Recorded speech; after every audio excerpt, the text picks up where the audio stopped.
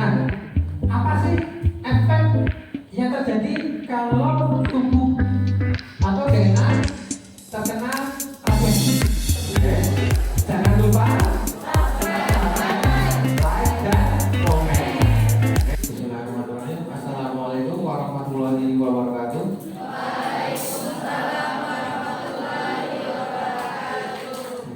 Sebelum dimulai, mari kita buka dengan bacaan basmalah bersama-sama. Oke, pada pertemuan kali ini kita akan membahas tentang interaksi radiasi terhadap materi biologis, terhadap DNA dan terhadap kromosom. Oke, jadi kita sudah masuk ke ranah radioterapi, tapi kita belajar dulu sebelum masuk ke terapinya. Oke. Nah, sekarang masuk ke interaksi radiasi dengan DNA. Tahu nggak DNA itu apa? DNA itu gen, Pak. Ya, tahu saya gen. Gen itu apa? Gen itu DNA, Pak. Muter, Pak. Ya. DNA itu apa? Oke. Nggak tahu. Kalian punya DNA nggak? Punya. Tahu fungsinya nggak? Fungsinya buat apa?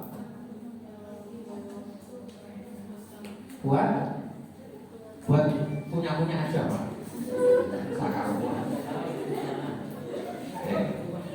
DNA itu adalah itu ya, deoksiribonukleik. Pokoknya itu. Oke. Nah, dia berfungsi sebagai kode di mana semua protein disintesis. Ya, jadi ada protein khusus itu yang diproduksi dari DNA. Dia juga berfungsi sebagai penanda induk sama anak. Itu dia punya memiliki sifat seperti induknya. Anaknya itu punya sifat seperti induknya. Ya, jadi kalian sama kedua orang tua kalian itu harusnya mirip. Ya kan? Ada yang nggak mirip? Oh, itu dipertanyakan itu anaknya siapa ya? Okay. Nah, dia digunakan sebagai sintesis protein. Jadi ada suatu protein khusus itu diproduksi karena ada DNA. Contoh gampangnya itu kalian tahu insulin. Insulin diproduksi di pankreas.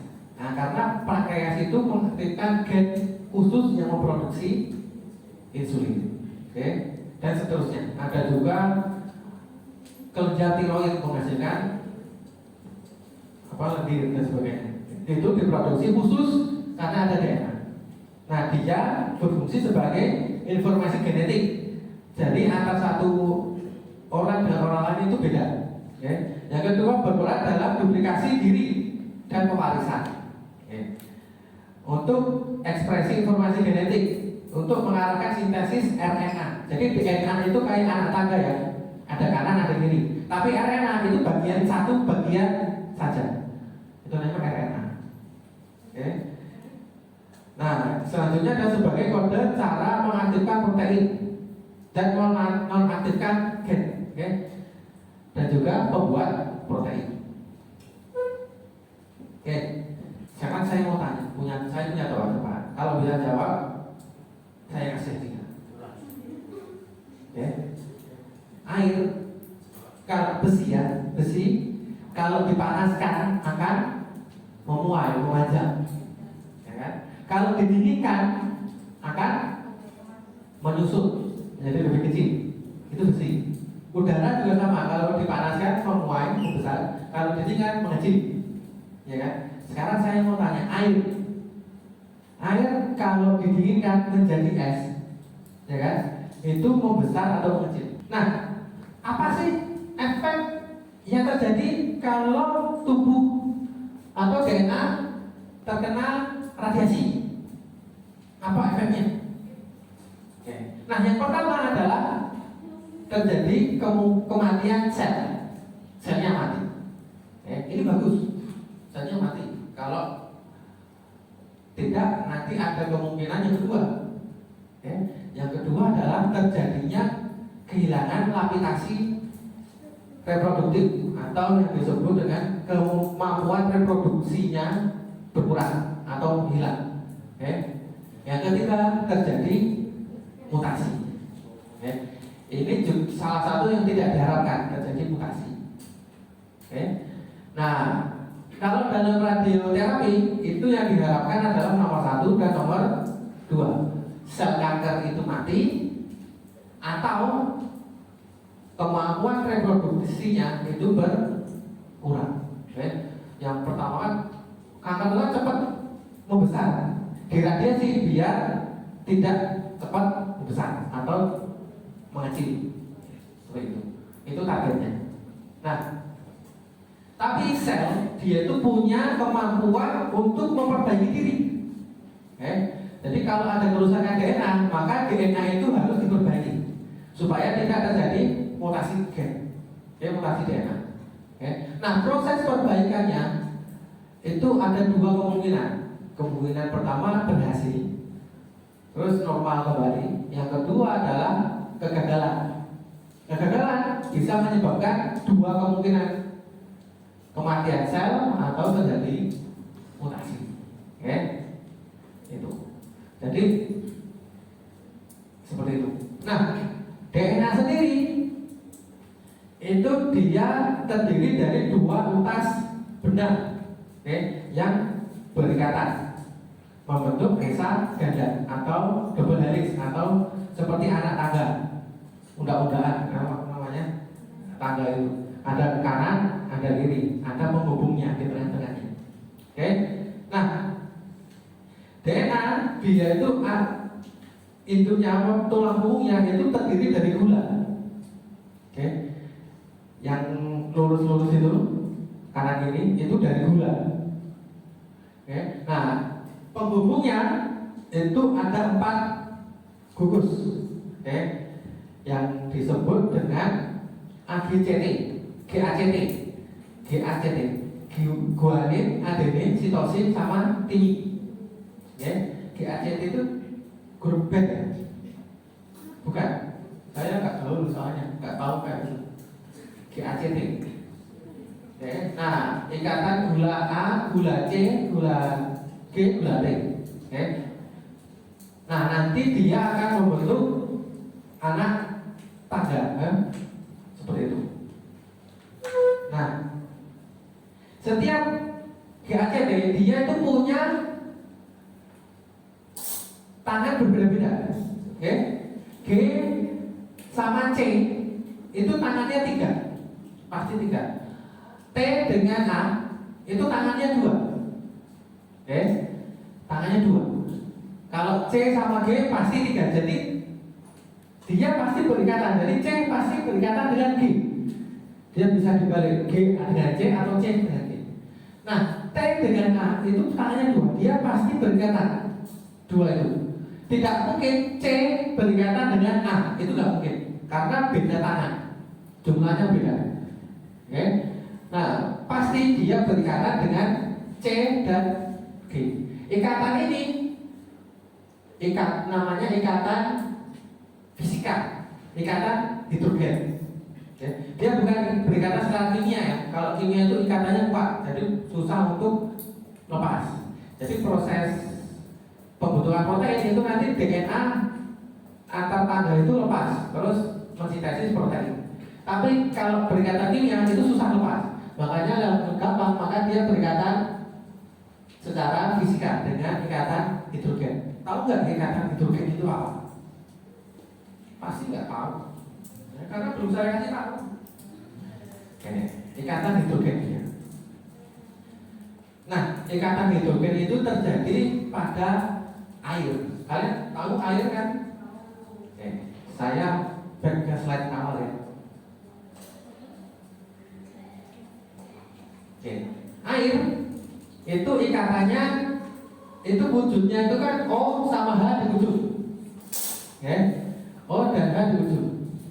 Nah, karena terjadi perbedaan H di satu sisi dan tidak ada H di sisi yang lain, maka ini akan membentuk suatu kutub seperti kutub magnet. Mirip kutub magnet. Nah, kutub ini nantinya akan saling mengikat, kayak magnet. Kalian tahu magnet?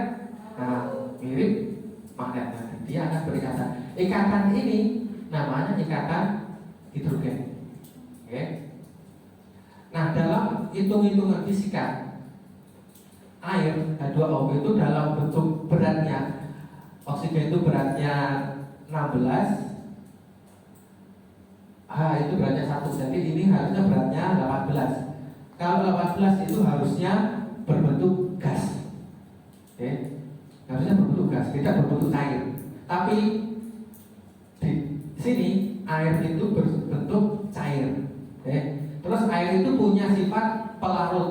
Tahu kan pelarut mudah melarutkan sesuatu. Karena apa? Karena ada ikatan hidrogen ini, sehingga dia bisa mengikat molekul lainnya. Nah, makanya air itu berbentuk cair di suhu ruang. Sekarang saya mau tanya, saya punya teman-teman. Kalau bisa jawab, saya kasih tiga. Air, kalau besi kalau dipanaskan akan memuai, memanjang. Kalau didinginkan akan menyusut menjadi lebih kecil. Itu besi. Udara juga sama, kalau dipanaskan memuai, membesar. Kalau didinginkan mengecil.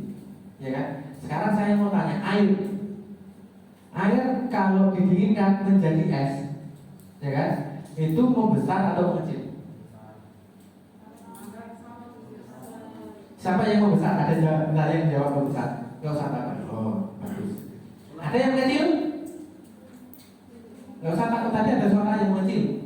Cewek. Gak usah takut, itu juga bagus.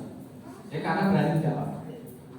Yang sama aja, gak ada perubahan besar kecilnya. Ada gak? Yang menganggap kalau air didinginkan menjadi es, ya volumenya sama aja. Ada gak? Oh, ada satu. Bagus. Ada yang nggak tahu. Nggak tahu. Ada yang nggak tahu kan? Ada. Jujur aja. Tahu nggak kalian? Nggak masalah, sok tahu itu nggak masalah. Yang penting berani jawab. Siapa nanti yang menjawab membesar? Tadi satu orang itu. Kenapa kok membesar? Alasannya apa?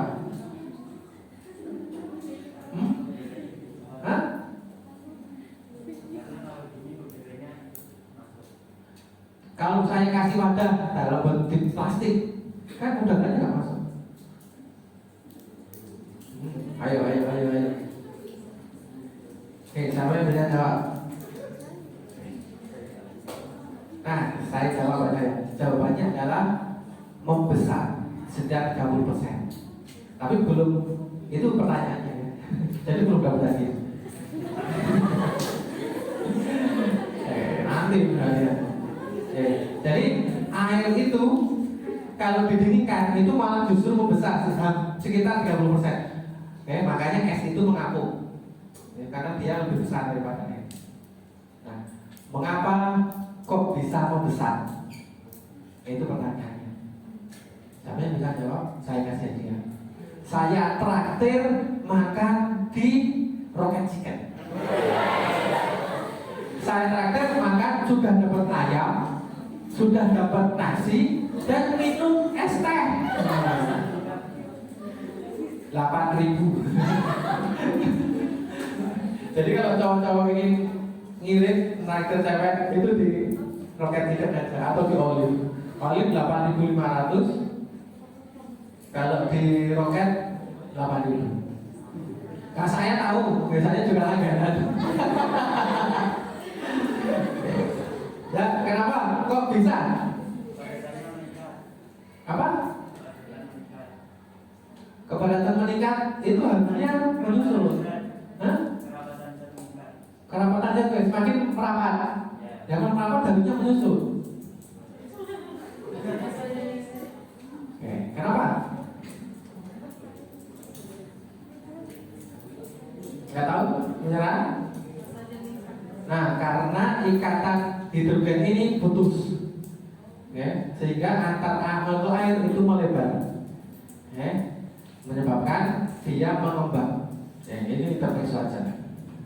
Nanti kalian praktekkan ya, es itu air kalian masukin ke botol kaca, kalian masukkan ke freezer nanti pecah. Coba aja. Nah ini proses ikatan DNA. DNA itu C dengan G itu tangannya 3, T dengan A tangannya 2. Ini gulanya ya, ini gula, ini ikatan tadi GACT, ini basa GACT. Nah, proses perbaikan DNA. Nah, kalau ada radiasi yang masuk, ini DNA, ini kerusakannya itu digambarkan dari beberapa hal. Ini saya ambil cuma 3. Yang pertama, metabolisme tidak lancar. Metabolisme tubuh tidak lancar, sehingga terjadi kerusakan DNA. Ini penyumbang terbesar. Terbesar adalah metabolisme yang tidak normal. Bisa karena stres, bisa karena makanan, bisa karena lingkungan yang baru, itu bisa menyebabkan metabolisme tidak lancar. Yang kedua adalah karena radiasi pengion, karena efek dari radiasi menyebabkan DNA rusak. Yang ketiga adalah bahan kimia. Bahan kimia, saya nggak akan bahas 2, tapi saya akan bahas yang radiasi pengion.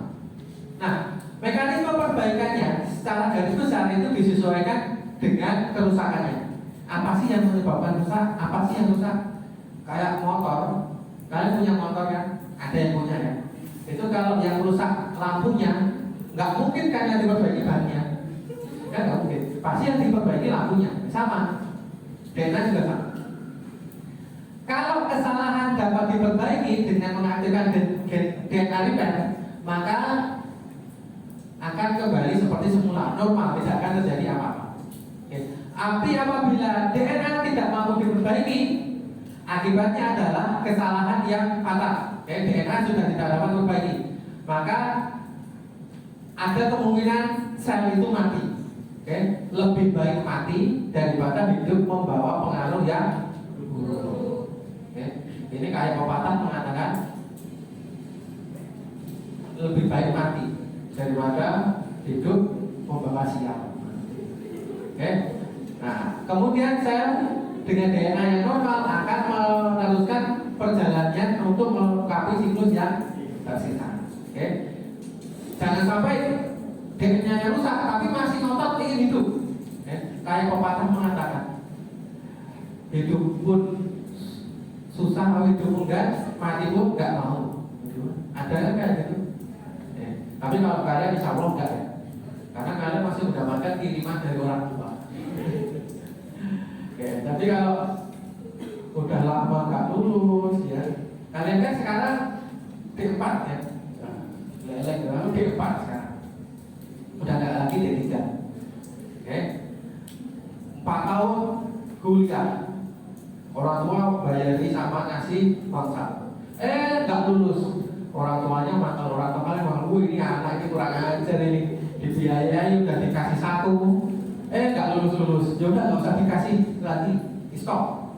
Nah nanti kalian akan menjadi kayak DNA ini, mati nggak mau, hidup pun susah. Kita lanjutkan ya. Ini proses perbaikan DNA. Kalau DNA yang rusak ini, apa yang diperbaiki, cara prosesnya seperti apa, pakai enzim apa, itu ada. Ini saya nggak akan bahas satu-satu. Kamu tertentu ini kamu 1, kalau sana kamu tertentu. Nah, proses kerusakan DNA. Nah, kerusakan DNA terjadi akibat paparan radiasi pada DNA, yaitu ada beberapa macam. Yang pertama, putus DNA-nya.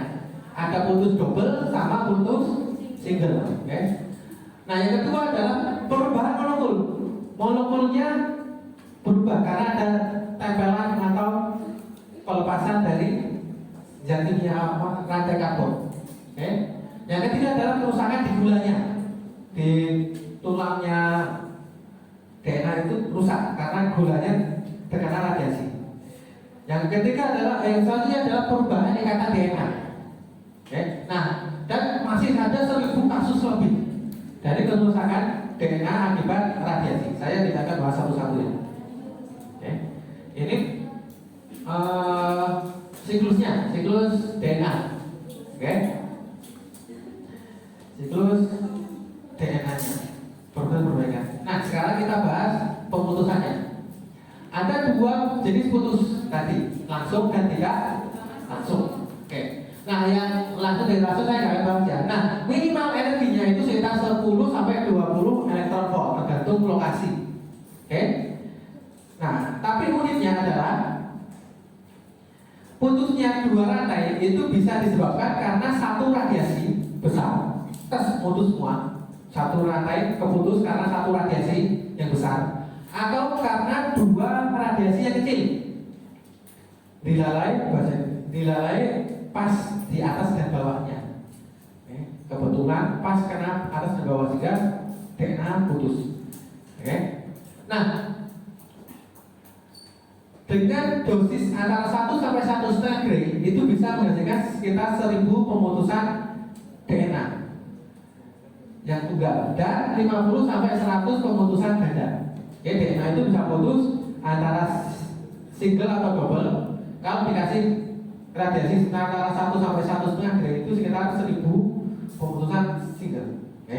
Nah, prosesnya ini bisa secara tidak langsung karena ada air terhidrolisis tadi terputus, itu single.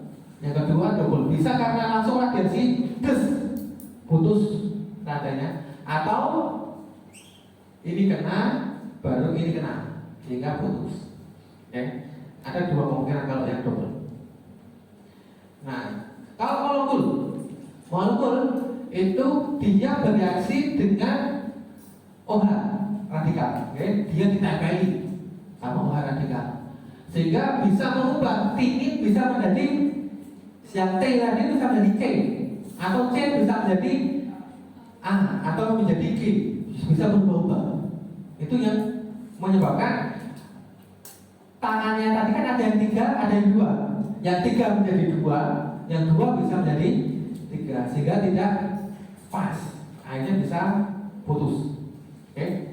Nah itu. Dan masih ada sekitar 20 skema proses molekul. Saya nggak akan bahas satu-satu. Oke. Nah, ada yang unik, oke, tentang sinar UV. Nah, sinar UV itu dibagi menjadi 3 golongan, UVA, B, dan C. Dari 3 UV ini yang berbahaya yang mana? Yang jawab A siapa? Ada yang jawab B? Ada yang jawab C? Yang C siapa? Ada jawab tahu. Yang jawab A? Ada tadi. Tapi nggak mau. Kalian pernah bermain tali diikat di suatu pohon, terus kalian goyangkan? Pernah. Kalau kalian goyangkan pelan, energinya besar atau kecil? Kecil kan, pelan, nyantai. Itu gelombangnya pendek atau panjang? Panjang, kalau pelan kan gelombangnya sedikit, jadi antar gelombang itu panjang. Tapi kalau kalian goyangkan secara cepat sekali, antar gelombang itu pendek atau jauh? Lebih pendek kan daripada yang pelan tadi. Energinya lebih besar atau lebih kecil? Lebih besar. Jadi kalau panjang gelombangnya lebih pendek, maka energinya lebih besar. Antara A, B, C yang paling besar di mana? C. Jadi C yang paling berbahaya. Nah, tadi ionisasi pada DNA itu minimal 10, ya kan? Minimal 10 kalau dikonversi ke gelombang itu panjang gelombangnya 124, yaitu di rentang UVC. UVC itu di sekitar lebih banyak itu sekitar jam 10-an sampai jam 4 kalau enggak jam 3. Itu banyak terjadi UVC. irisin. Makanya tidak sehat untuk berjemur. Oke? Nah, UVC itu yang menyebabkan tadi bule itu ada bintik-bintik hitam. Oke, karena terjadi mutasi karena DNA terputus. Oke? Nah, seperti itu. Sampai sini ada pertanyaan? Enggak ada. Jangan lupa like, share, komen, dan subscribe-nya. Oke? Like. Dan di like ya. Oke? Jika itu dari saya, jika ada kurang saya mohon maaf. Kita tutup dengan bacaan hamdalah bersama.